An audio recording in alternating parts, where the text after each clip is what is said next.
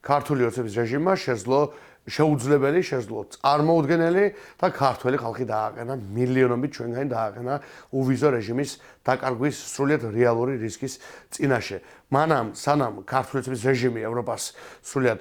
პროპაგანდისტულად აბრალებს, ტყილებს, ჩვენ ვხედავთ რეალობას, რაც არის ის, რომ ევროპას არ სურს, რომ ქართულმა ხალხმა დანაკარგი განიცადოს, ევროპას არ სურს, რომ ჩვენ წავიდეთ უკან, პირიქით, ევროპის მიზანია, რომ ჩვენ რაჩება მეტი შეხება ქონდეს ევროპულ კავშირთან, მეტი თანხმედრა, მეტი ვაჭრობა, მეტი მიმოსვლა, მაგრამ ქართული ოცნების რეჟიმი აკეთებს ყველაფერს იმისთვის, რომ ჩვენ თანმიმდევრულად დავკარგოთ ყველა ის ჩარჩო მექანიზმი და ინსტრუმენტი, რაც